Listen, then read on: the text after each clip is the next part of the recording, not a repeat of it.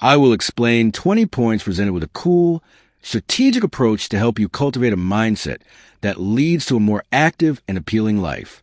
I will explain step by step all the points in this video, but the first 3 points I already explained in this channel, and also video link will available on descriptions.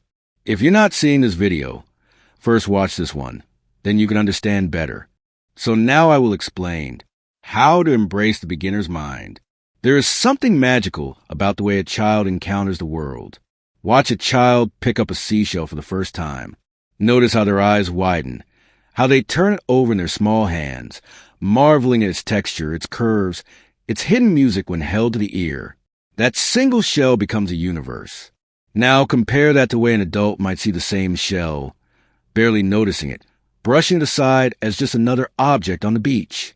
What changed? The seashell hasn't lost its beauty. The world hasn't dimmed. What changed is the mind. As we grow older, we begin to look at life through the lens of experience. Experience is valuable. It gives us knowledge. It teaches us caution. It builds wisdom. But sometimes, experience becomes a cage. It makes us believe we already know. And when you already know, curiosity fades. Exploration stops. The world loses its wonder. The Zen masters call this state of wonder the beginner's mind. It means approaching life not as an expert, but as a student. Not with the weight of expectation, but with the lightness of curiosity. Now I explained in depth, with some point. The first one, the way to perfection. For most of us, the fear of not being good enough has been drilled in from childhood. At school, we're graded for performance. At work, we're rewarded for expertise. Society rarely applauds a learner. It applauds a master. So when we try something new, a language, a sport, an art, we carry a heavy burden. The burden of perfection.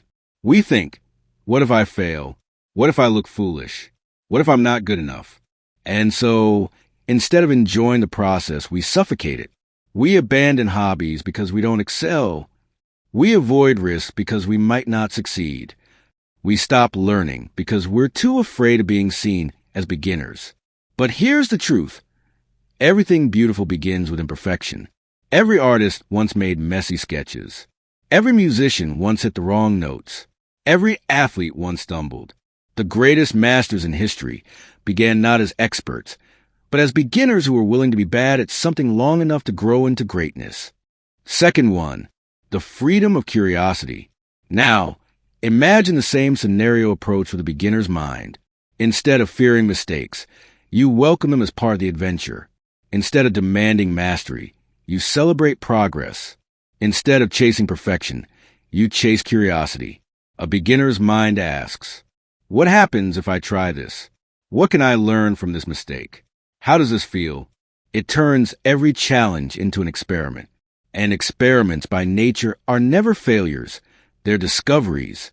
Children don't worry about looking silly when they dance, sing, or paint. They do it because it feels good. And because of that freedom, they learn faster, grow braver, and experience more joy. Fourth one, real-life stories of beginner's mind. Think of Leonardo da Vinci. He was not just a painter. He was an inventor, a scientist, an engineer. Why? Because he never allowed himself to be trapped in a single label.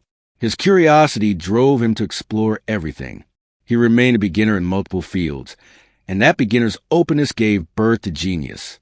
Or take modern examples, tech innovators, entrepreneurs, even athletes. The most successful among them often say, I don't have all the answers, but I'm willing to learn. That is beginner's mind in action. Even in relationships, beginner's mind transforms everything. When you approach your partner, your child, your friend with fresh curiosity instead of assumptions, you discover layers you never noticed before.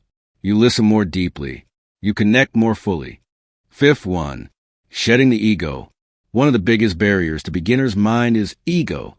The ego whispers, you should already know this. You should be the best.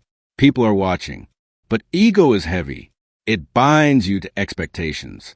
Beginner's mind is light. It lets you play. When you release the need to impress, you open yourself to expression. Imagine walking into a dance class as an adult. The ego says, everyone will laugh at me if I mess up.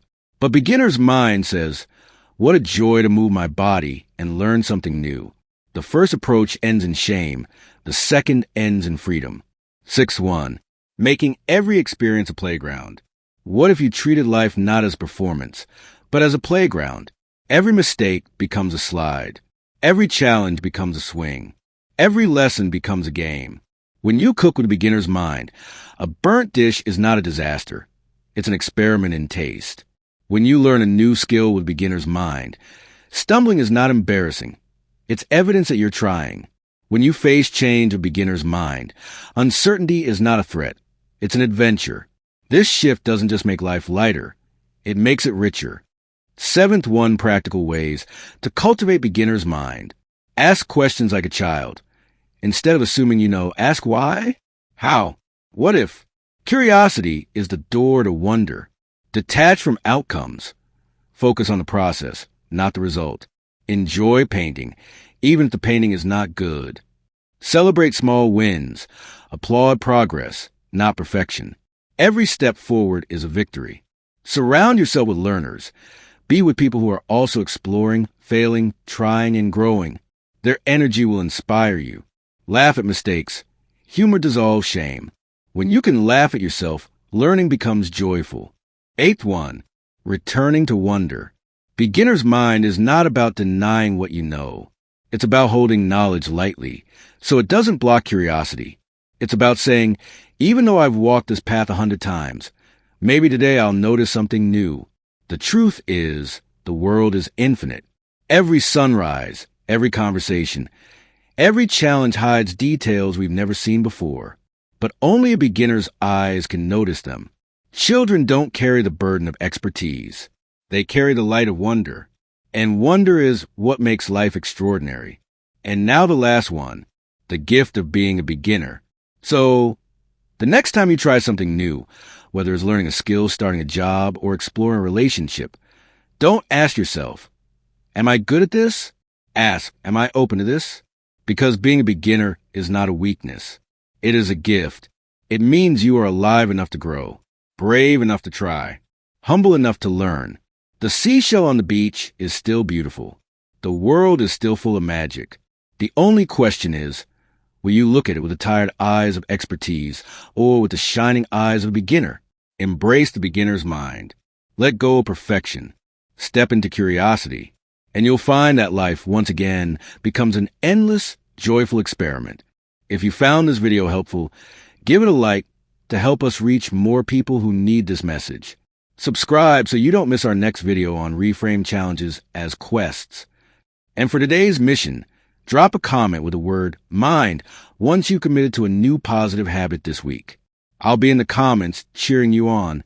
Thanks for watching, and remember, the choice to be active starts with your mindset.